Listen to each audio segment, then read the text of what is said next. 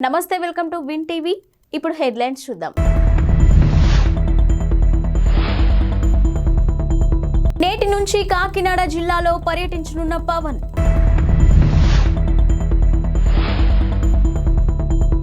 Dubai పారిపోయిన మాజీ MLA Shakeel కుమారుడు.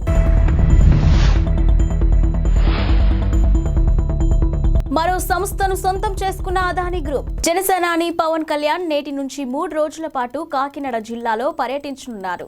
కాకినాడ విద్యుత్ నగర్లోని ఓ ప్రైవేట్ గెస్ట్ హౌస్ లో ఆయన బస చేశారు. ఇక ఈ రోజు కాకినాడ జిల్లాలలోని 7 నియోజకవర్గాలపై ఆయన సమీక్ష నిర్వహించనున్నారు. నియోజకవర్గాల్లో టీడీపీతో సమన్వయం చేసుకుని పనిచేసేలా దిశానిర్దేశం చేయనున్నారు. ఇక వివిధ ప్రజా సంఘాలు, డ్వాక్రా సంఘాలతో కూడా ఆయన ముఖాముఖి నిర్వహించనున్నారు. తొలి విడత వారాహి యాత్రను కూడా ఆయన కాకినాడ నుంచే ప్రారంభించడం గమనార్హం. నియోజకవర్గాల సమీక్షను కూడా ఇప్పుడు ఆయన ఇక్కడి నుంచే ప్రారంభించనున్నారు. మితిమీరిన వేగంతో కారు నడిపి ప్రజాభవన్ ఎదుట ట్రాఫిక్ బారికేడ్లను ఢీకొట్టిన కేసులో ప్రధాన నిందితుడైన బోధన్ మాజీ ఎమ్మెల్యే షకీల్ తనయుడు సాహిల్ అలియాస్ రాహిల్ అమీర్ దుబాయ్కి పారిపోయినట్టు పోలీసులు గుర్తించారు. ఇక కేసు నుంచి తప్పించుకునేందుకే తొలుత ముంబైకి, ఆ తర్వాత అక్కడి నుంచి దుబాయ్కి పరారైనట్టుగా పంచాగుట్ట పోలీసులు గుర్తించారు. నిన్న లుకౌట్ నోటీసును జారీ చేశారు. మరోవైపు సాహిల్ను కేసు నుంచి తప్పించేందుకు 20,000 నుంచి 25 లక్షలు చేతులు మారినట్టు ఆరోపణలు వినిపిస్తున్నాయి. ఇక శనివారం అర్ధరాత్రి ప్రమాదం జరగ్గా ఆదివారం తెల్లవారుజామున 4 వ్యక్తులు పోలీస్ స్టేషన్కు చేరుకుని పోలీసులతో మంతనాలు జరిపినట్టు అక్కడి సీసీటీవీలో రికార్డైంది. ఈ నేపథ్యంలో ఉన్నతాధికారులు అంతర్గత విచారణకు ఆదేశించారు. కాగా కేసు నుంచి నిందితుడు సాహిల్ను తప్పించేందుకే మాజీ ఎమ్మెల్యే షకీల్ను ఇరికించేందుకే ప్రయత్నం చేసిన పంచాగుట్ట స్టేషన్ హౌస్ ఆఫీసర్ను Hyderabad police commissioner Kothakota Srinivas Reddy suspend చేశారు. భారత్ లో అదానీ గ్రూప్ అత్యంత వేగంగా విస్తరిస్తుంది. ఇప్పటికే పలు వ్యాపారాలను నిర్వహిస్తున్న అదానీ గ్రూప్ తాజాగా మరో కంపెనీని సొంతం చేసుకుంది. హల్వాద్ ట్రాన్స్మిషన్ లిమిటెడ్లోని 100% వాటాను కొనుగోలు చేసుకుంది. Halvad transmission limited, Adani energy solution లిమిటెడ్లను ఒప్పందాలపై సంతకాలు చేసింది. ఇక కంపెనీ టేక్ ఓవర్కు సంబంధించిన వార్తలు బయటకు రావడంతో అదానీ ఎనర్జీ సొల్యూషన్స్ షేర్లు దాదాపు 3% పెరిగాయి. టారిఫ్ బేస్డ్ కాంపిటేటివ్ బిల్డింగ్ ప్రక్రియ ద్వారా ఇక అదానీ గ్రూప్ ఈ ప్రాజెక్టును సొంతం చేసుకుంది. సుమారు 301 కిలోమీటర్ల మేరకు ట్రాన్స్మిషన్ ప్రాజెక్టును నిర్మించేందుకు అదానీ ఎనర్జీ సొల్యూషన్స్ దాదాపు 3,000 కోట్ల రూపాయలు పెట్టుబడులు పెట్టనుంది. ఇక ఈ ప్రాజెక్టులో 765 కిలోవాట్ల హల్వాద్ స్విచ్చింగ్ స్టేషన్ నిర్మాణం కూడా ఉంటుంది.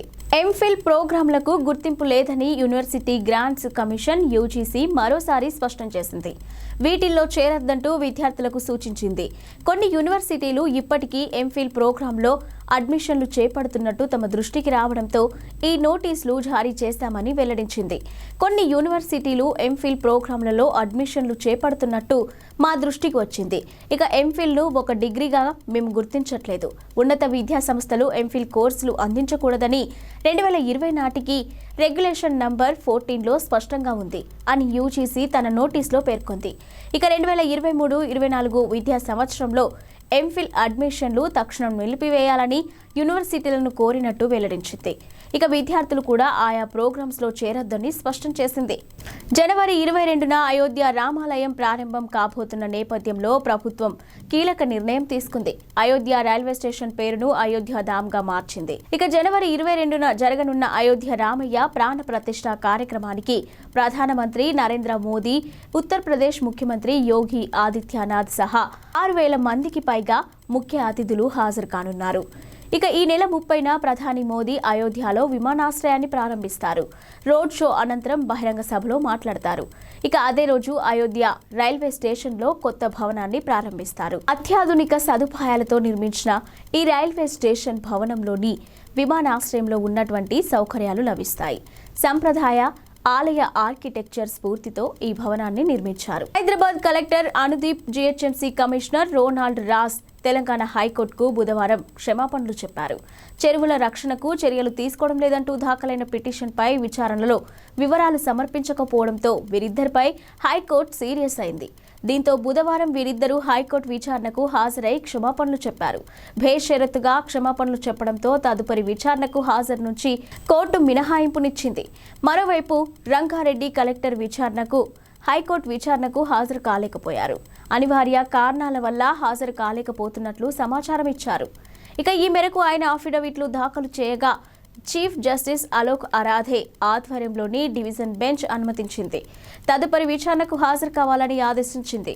కాగా హైదరాబాద్లో చెరువుల ఆక్రమణ వ్యవహారంపై హైకోర్టులో విచారణ జరుగుతుంది. హైకోర్టు ఆదేశాల మేరకు చెరువుల ఆక్రమణల వ్యవహారంలో రంగారెడ్డి జిల్లా కలెక్టర్ ఇదివరకే కోర్టుకు నివేదిక సమర్పించారు. అయితే ఎలాంటి చర్యలు తీసుకున్నారనేది నివేదికలో చెప్పకపోవడంపై హైకోర్టు సీరియస్ అయింది. తదుపరి విచారణను వచ్చే నెల 22కు వాయిదా వేసింది. కాగా హైదరాబాద్, రంగారెడ్డి జిల్లాల్లో చెరువులు ఆక్రమణలకు గురవుతున్నాయని, వీటి రక్షణ కోసం ఎలాంటి చర్యలు తీసుకోవడం లేదంటూ గతంలో అందిన లేఖను హైకోర్టు పిల్గా స్వీకరించింది. దీనిపైనే విచారణ కొనసాగుతుంది. తమిళ సినీ పరిశ్రమలో తీవ్ర విషాదం నెలకొంది. ప్రముఖ నటుడు డిఎండికే పార్టీ అధినేత విజయకాంత్ కన్నుమూశారు. కొంతకాలంగా అనారోగ్య సమస్యలతో బాధపడుతున్న ఆయన చెన్నైలోని ఓ ఆసుపత్రిలో చికిత్స పొందుతూ తుది శ్వాస విడిచారు. ఆయన వయసు 71 సంవత్సరాలు. ఆయన మరణ వార్తతో అభిమానులు, పార్టీ కార్యకర్తలు షాక్కు గురవుతున్నారు. సినీ, రాజకీయ ప్రముఖులు ఆయన మృతి పట్ల ప్రగాఢ సంతాపాన్ని వ్యక్తం చేస్తున్నారు. కుటుంబ సభ్యులకు సానుభూతిని తెలియజేస్తున్నారు. జ్వరం, శ్వాస సంబంధిత సమస్యలు, దగ్గు తదితర సమస్యలతో గత నెలలో ఆయన ఆసుపత్రిలో చేరారు. ఇక ఆ సమయంలోనే ఆయన చనిపోయారనే వార్తలు కూడా వచ్చాయి. అయితే ఆయన కోలుకొని ఆసుపత్రి నుంచి డిశ్చార్జ్ అయ్యారు. అయితే కదల్లేని స్థితిలో చాలా బలహీనంగా కనిపించారు. తాజాగా మళ్లీ అనారోగ్య సమస్యలు తలెత్తడంతో మళ్లీ ఆసుపత్రిలో చేర్పించారు. కరోనా సోకినట్టు ఈ ఉదయం వైద్య పరీక్షల్లో నిర్ధారణ అయింది. ఆరోగ్య పరిస్థితి విషమించడంతో ఆయన్ను వెంటిలేటర్పై ఉంచి చికిత్స కొనసాగించారు. అయితే వైద్యులు చేసిన ప్రయత్నాలు ఫలించలేదు. పరిస్థితి విషమించి కన్నుమూశారు.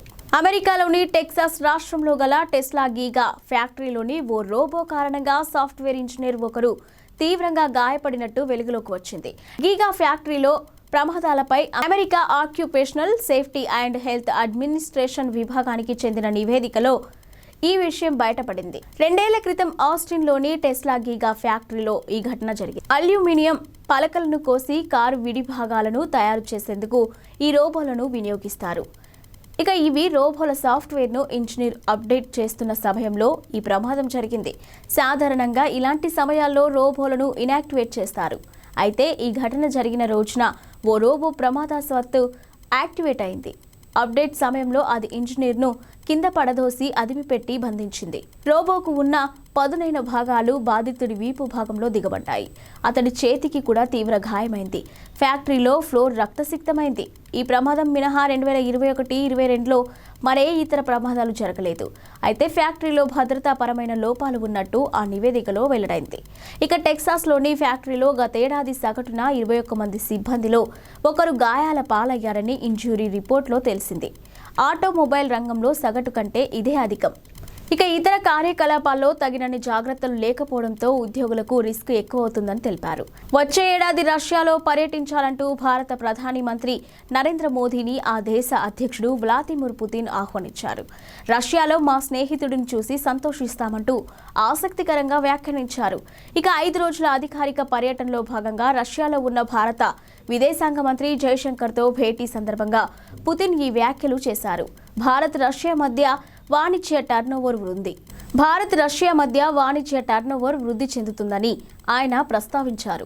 ముడి చమురు, అత్యాధునిక టెక్నాలజీ రంగాలు ఇందుకు ప్రధానంగా దోహదపడుతున్నాయని పుతిన్ అన్నారు. వరుసగా 2వ సంవత్సరం చక్కటి వృద్ధి నమోదైందని, గతేడాదితో పోలిస్తే మరింత మెరుగుదల ఉందని ప్రస్తావించారు. కేంద్ర హోంమంత్రి అమిత్ షా ఈరోజు హైదరాబాద్కు వస్తున్నారు. ఔటర్ రింగ్ రోడ్డు సమీపంలోని కొంగర కలాన్లో ఈరోజు బీజేపీ రాష్ట్ర విస్తృత స్థాయి సమావేశాన్ని నిర్వహిస్తున్నారు. ఈ కార్యక్రమానికి అమిత్ షా హాజరు కానున్నారు. ఢిల్లీ నుంచి శంషాబాద్ విమానాశ్రయానికి చేరుకున్న తర్వాత ఆయన నోవాటెల్ హోటల్కు వెళ్తారు. ఇక అనంతరం చార్మినార్ భాగ్యలక్ష్మి ఆలయానికి వెళ్లి ప్రత్యేక పూజలు నిర్వహిస్తారు. ఆ తర్వాత కొంగర